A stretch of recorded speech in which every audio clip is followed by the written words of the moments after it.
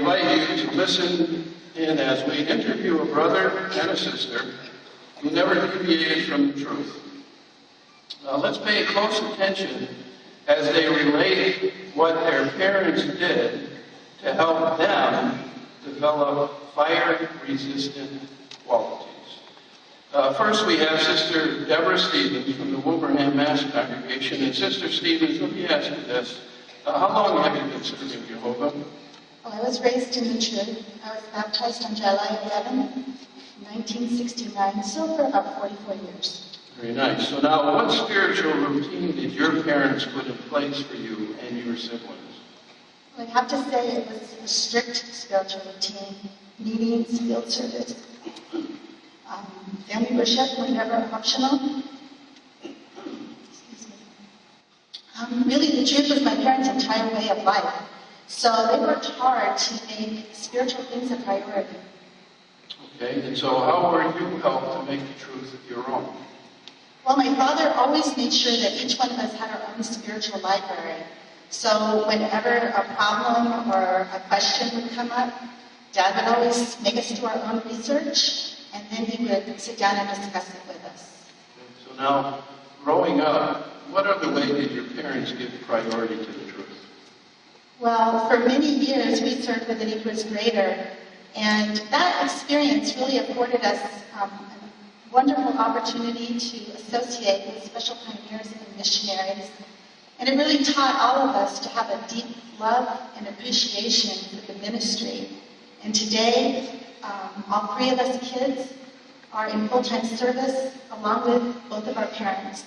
Very nice. Now, can you relate one of your experiences early on that had a lasting impact on you?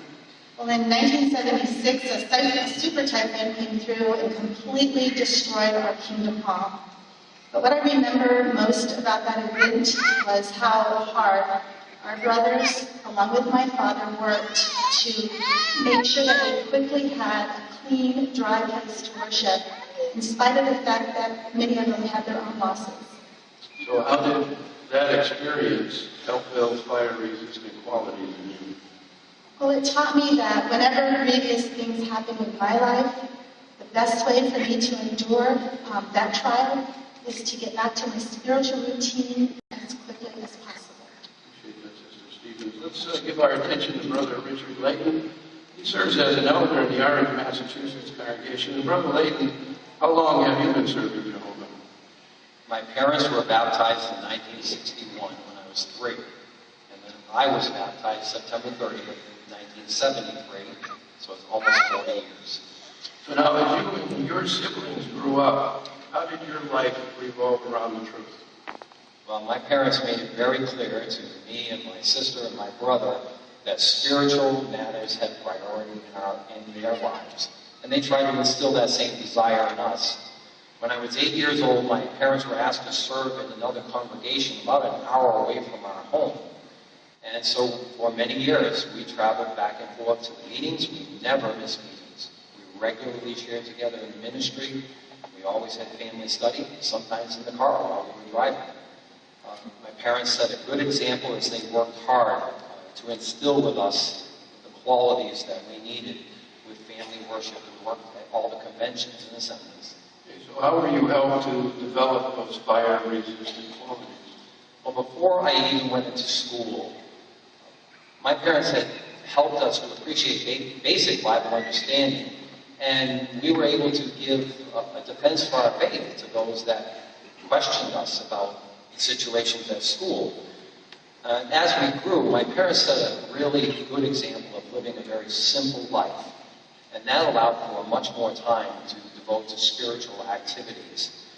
But even doing that, we never missed out on good times. We had times for recreation, a lot of time for association with friends, many at our home.